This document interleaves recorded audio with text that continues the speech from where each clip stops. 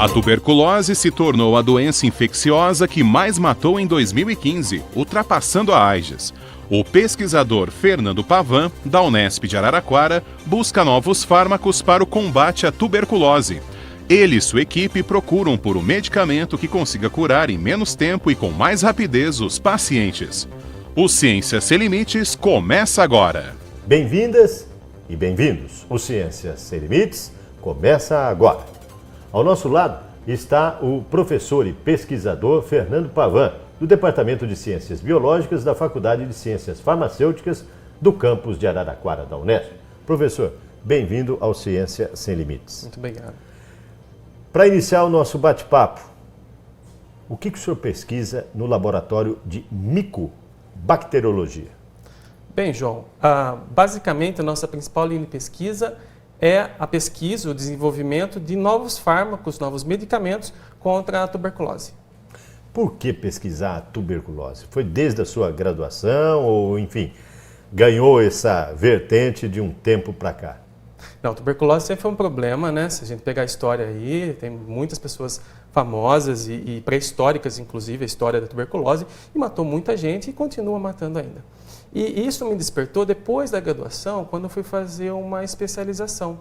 E aí eu conheci esse trabalho com uma pesquisadora e a partir daí eu conheci a Faculdade de Ciências Farmacêuticas aqui na Unesp de Araraquara também, com uma outra pesquisadora.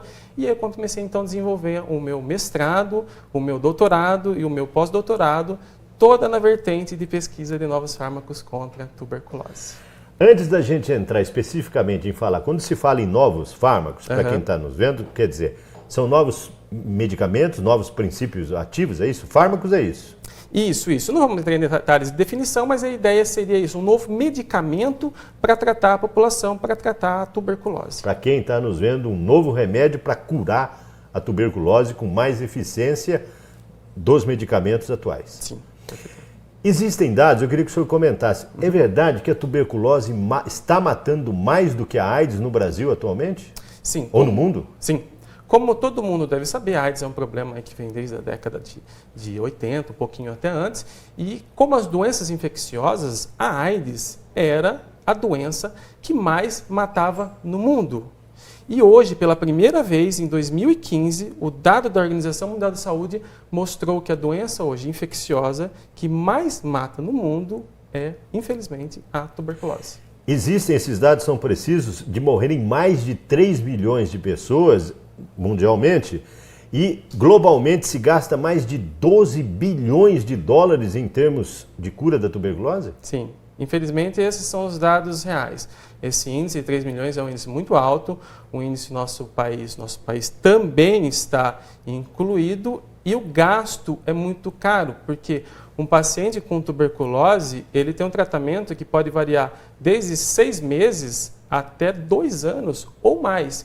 Isso quando não, ele tem que ficar num ambiente hospitalizado. Então, isso dá um custo muito grande para o governo, desde diagnóstico até tratamento.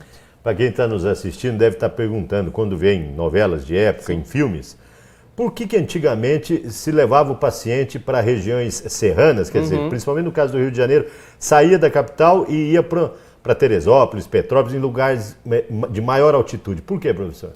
É uma pergunta muito interessante. Se você pegar a história da tuberculose, ela é cheia de mitos, né?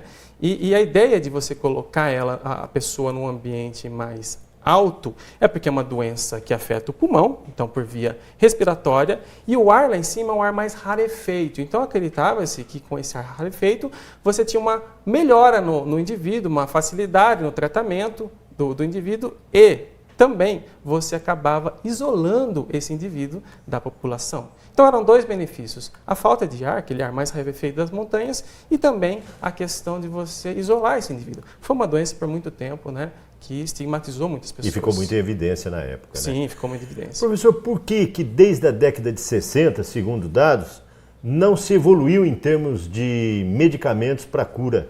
Ou se evoluiu tanto mundialmente em termos de medicamento para a cura da tuberculose? Esse é um dado que, na verdade, ele não é necessariamente específico para a tuberculose, para todas as doenças. Para todas as todas as doenças. Nós temos uma escassez de antibióticos, vamos falar mais especificamente, né? Desde esse tempo. Então, poucos antibióticos foram desenvolvidos a partir desse tempo. né? Foi investido muito dinheiro, tem sido investido muito dinheiro em pesquisa e desenvolvimento, mas ainda não se chegou a uma nova molécula. Existem vários problemas, né, envolvidos por trás disso, mas essa é a nossa situação atual, uma escassez de antibióticos. Rapidamente, princípios, os sintomas da tuberculose, para quem está nos vendo. Bom, rapidamente, se você tem tosse por mais de 15 dias, persistente, principalmente tosse por escarro, se você nota uma leve febre noturna e se você nota emagrecimento, procure um posto de saúde. Você pode estar sofrendo tuberculose. Está dada a dica, né? Laboratório de micobacteriologia. O que vocês desenvolvem aqui em termos de pesquisa? Bem, então, como nós até conversamos, a ideia é pesquisa de novos fármacos contra tuberculose. Essa é a nossa ideia principal. Trabalhar em colaboração com outros grupos de desenvolvimento de moléculas e verificar se a gente consegue identificar um potencial, um novo medicamento. Quem faz parte do seu grupo? Ou seja, parece que existem vários outros pesquisadores aqui do campus de Araraquara que vocês, lógico, estão entrelaçados em termos de obter um novo fármaco. Sim, isso é muito interessante porque é um trabalho multidisciplinar, então nós temos várias áreas e mais interessante, dentro da nossa faculdade de farmácia, nós temos outros pesquisadores, outros grupos que trabalham conosco. Interligados. Assim, interligados. Assim como outras instituições do país e também colaborações internacionais. O senhor tem vários convênios com outras universidades. Sim. E com isso avança, né, professor? Sim, ninguém faz nada sozinho, né, João? Perfeito. E a rotina aqui, como é que é? É descobrir, é pesquisar, é publicar? Como é que está? A rotina são ambos, né? Nós temos essa competência como pesquisador de formar os estudantes de pós-graduação e de graduação também, né? Nós temos a pesquisa como publicação e como uma pesquisa aplicada também pensando na comunidade. Então, o senhor tem essa equipe formada por alunos de iniciação científica, mestrando, doutorandos e até pós-doc. Sim. O senhor permite a gente entrevistar, conversar com eles? Sim, claro, fique à vontade. O Ciências Sem Limites está chegando ao final deste primeiro bloco. Ao nosso lado, o professor e pesquisador Fernando Pavan, do Departamento de Ciências Biológicas da Faculdade de Ciências Farmacêuticas do campus de Araraquara, da Unesp. Para você contactar o pesquisador, o professor Fernando Pavan, o e-mail dele aparece aí no seu vídeo, fernandopavan@fcfar.unesp.br. Se você quiser conhecer um pouco mais sobre o campus, www.fcfar.unesp.br, clique em Departamentos e vai localizar o Departamento de Ciências Biológicas do professor Fernando Pavan. Se você quiser nos contactar, cienciassemlimites@tvu.unesp.br e para rever os nossos programas, www.tv.unesp.br. Um breve intervalo e na sequência nós vamos conversar com os orientandos do pesquisador Fernando Pavan. No instante só, a Ciências Sem Limites volta já já.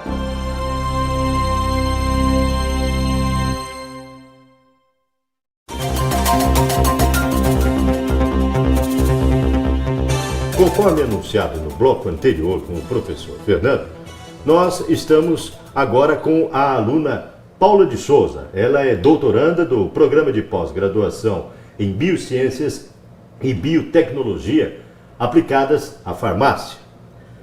Paula, que tipo de pesquisa se desenvolve neste laboratório do professor Fernando? Eu estou no doutorado, no meu projeto de doutorado envolve busca de novas moléculas com potencial aplicação para a terapêutica da tuberculose. Onde é que você quer chegar com essas pesquisas tuas, já que você está vindo do mestrado, né? Nesta mesma linha de pesquisa, você quer chegar aonde?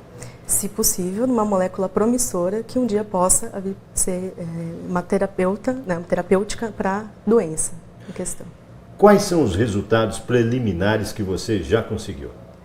Nós já conseguimos observar, a partir de alguns ensaios, a questão de quanto essas moléculas estão promissoras, ou seja, seletivas, na verdade. Então, elas têm atividade frente à bactéria, conseguem eliminar essa bactéria, mas também não são tóxicas para as células do nosso organismo.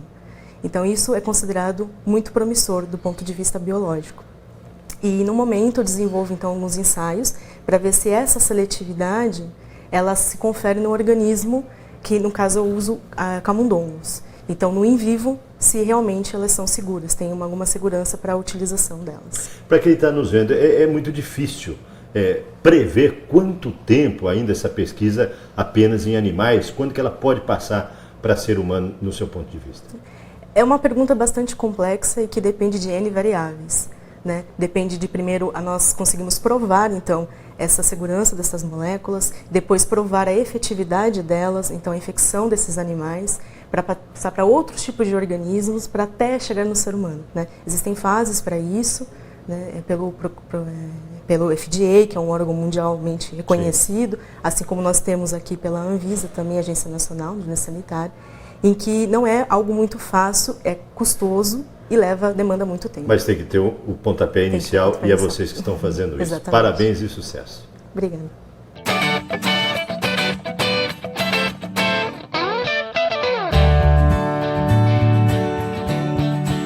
O Ciências Sem Limites conversa agora com o Leonardo Marino. Ele pertence à equipe do professor Fernando Pavan. Leonardo, que tipo de pesquisa você desenvolve neste laboratório e no grupo de pesquisa aí do professor? Sim, eu desenvolvo uma pesquisa mais voltada ao entendimento de como a bactéria causadora da tuberculose se torna resistente aos fármacos que a gente tem hoje para terapia. Então, a minha ideia é buscar entender os mecanismos pelos quais ela acaba se tornando resistente. Você tem já algum resultado de como essa bactéria ainda fica tão resistente? Sim, a gente já tem vários resultados preliminares, né? Muito deles relacionados a mutações que a bactéria adquire no seu DNA para se tornar resistente, para escapar desse tratamento. E, ultimamente, o que nós temos observado também é a expressão diferencial de algumas proteínas que a gente conhece como bombas de efluxo na bactéria. Por exemplo? São proteínas que ficam localizadas na parede da bactéria, e quando o fármaco adentra a bactéria para ter o seu mecanismo de ação... Para quem está nos vendo, quando você fala em fármaco, por exemplo, um antibiótico. Isso, exatamente. A bactéria consegue, utilizando essas proteínas, esses pequenos canais, expulsar o fármaco do seu interior. E não ter efeito... na bactéria. Essas proteínas são da bactéria, na verdade. Quer dizer, mas não atinge o objetivo, né? Elas expulsam né, o fármaco, sim, né? sim. E o objetivo E o objetivo não é completo no paciente, né? Quer dizer, há uma demora maior Isso, ainda exatamente, para a cura, né, do paciente com tuberculose. Perfeito. Onde é que você quer chegar, você que é aluno de doutorado, né? Hoje nós buscamos alguns compostos para que consigam, de alguma maneira, inibir esses pequenos canais na parede da bactéria. Para que eles consigam, de alguma forma, fazer com que a bactéria retenha o fármaco no interior dela e, assim, acabe com a bactéria causadora da tuberculose. Já tem uma luz no final do túnel? Existem algumas luzes, existem alguns compostos novos que a gente está trabalhando para conseguir chegar no objetivo final. E não dá para prever tempo, né? Não dá para prever tempo.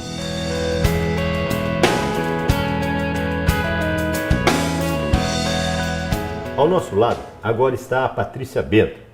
Ela é formada em Química e está fazendo pós-doutorado. E pertence à equipe do professor Fernando Pavan. Patrícia, que pesquisa se desenvolve aqui nesse laboratório ou nesse grupo?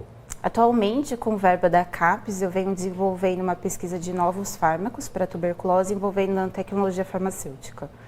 Ao longo do meu doutorado, eu sintetizei algumas amostras que mostraram atividade frente ao Mycobacterium tuberculosis, mas eles mostraram ser insolúveis em água, né? O que dificulta os nossos ensaios em animais. Quer dizer, não tem absorção, é isso? Não tem absorção e não consigo administrar. Quer dizer, o organismo do não animal consegue não absorve exatamente. esse princípio ativo, esse essas fármaco. amostras, fármacos, como nós chamamos, né? Então, diante disso, eu vim estudar formulações com lipídios para que eu pudesse solubilizar minhas amostras e conseguir administrar os animais. E eu venho estudando isso tem 2 anos e eu observei, além da melhora da solubilidade, uma menor citotoxicidade em células, né? E uma melhor atividade também frente ao micobactério. Então, eu consigo uma melhor seletividade, né, com essas minhas amostras. Quer dizer, quando você fala em seletividade, é eficácia? É eficácia. Eles são bem eficazes, né? Eu trabalho com 3 compostos, 3 fármacos, né, podemos falar assim. E hoje eu já estou na parte em animais, em camundongos.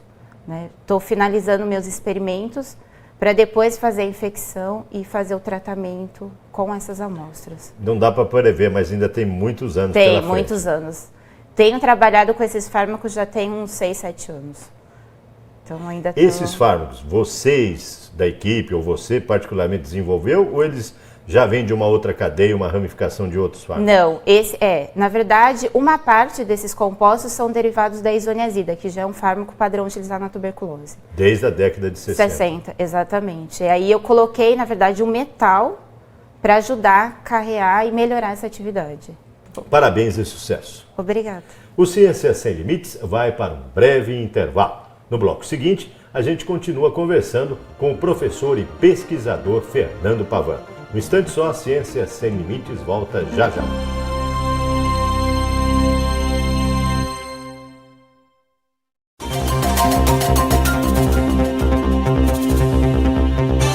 O Ciências Sem Limites está de volta.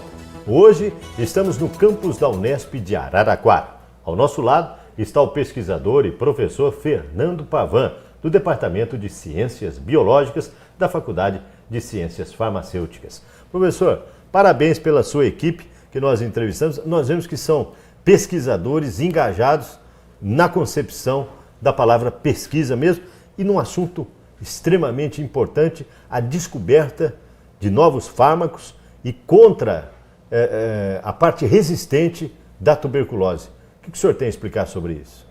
Bom, principalmente a gente... Por que ela ficou resistente? É uma pergunta muito boa.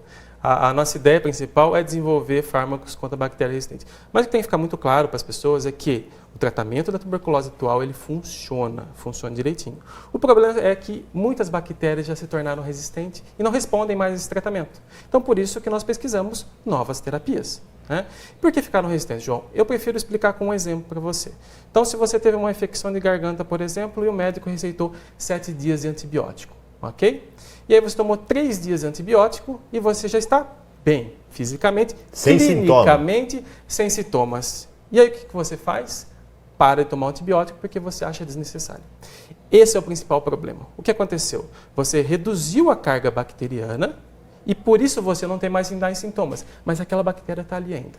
Ela está meio hibernando ali, está meio quietinha, né? E o que você fez? Você selecionou bactérias resistentes. Você vai ter essa doença novamente e aquele antibiótico já não funciona mais. Quer dizer, as bactérias mais fortes permaneceram, as mais fraquinhas foram eliminadas. Exatamente. Né? E aí você coloca isso numa doença como a tuberculose, que o menor tempo de tratamento são 6 meses.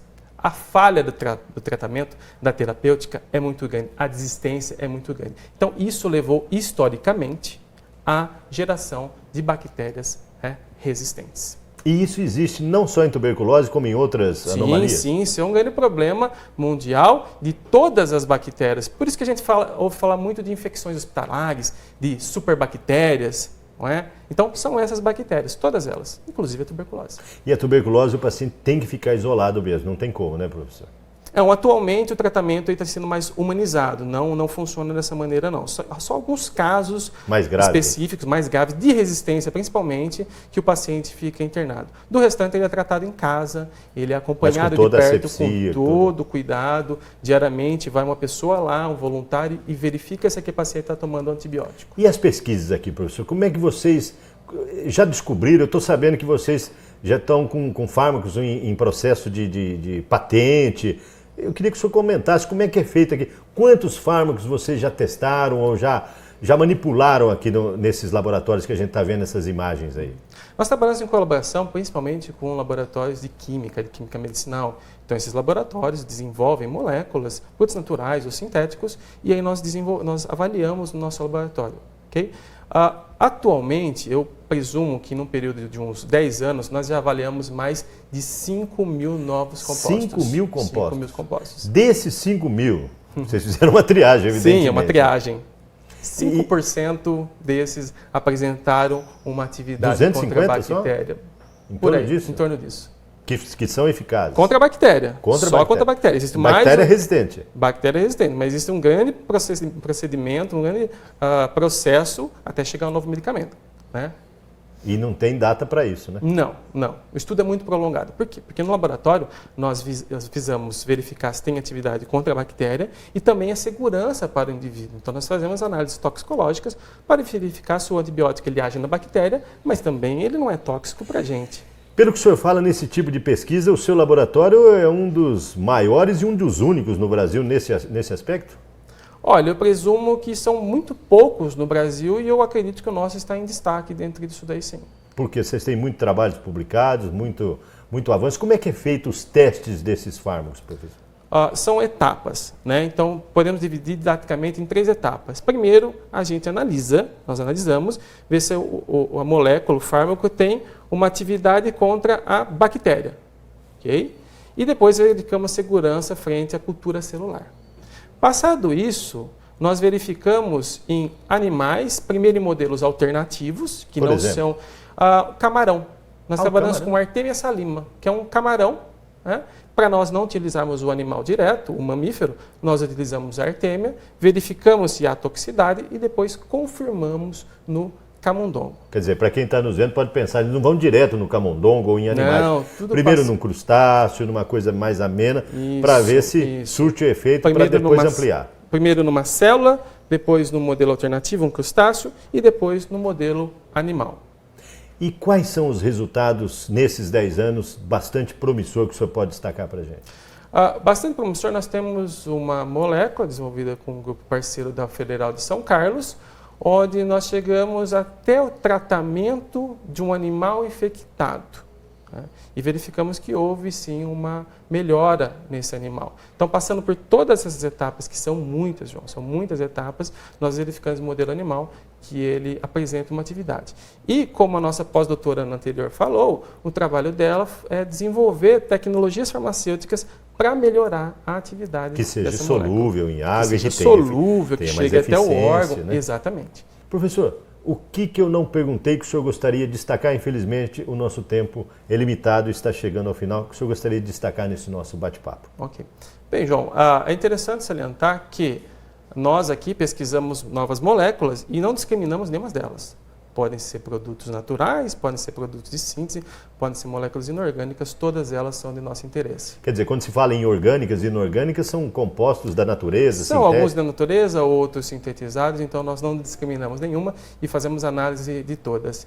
E bastante interessante também é que nós somos fomentados por agências de fomento, tanto federal quanto estadual, então eles investem... FAPESP, CAP, CNPq. CAP, CNPq, e a própria Unesp também Sim. nos auxilia bastante financeiramente. Pró-reitoria, Pró-reitoria, todos eles, que é o que suporta os materiais de consumo, os equipamentos que vocês estão vendo, os alunos que vocês estão vendo, o pagamento dessas bolsas, né?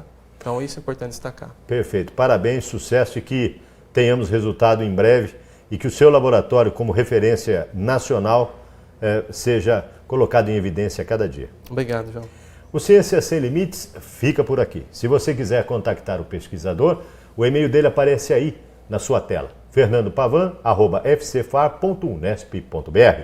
Se quiser conhecer mais sobre o campus de Araraquara, www.fcfar.unesp.br. Para rever os nossos programas, www.tv.unesp.br. Ponto final em mais um Ciências Sem Limites. Na próxima semana, uma nova pesquisa, um novo pesquisador. Nós esperamos por você. Até lá!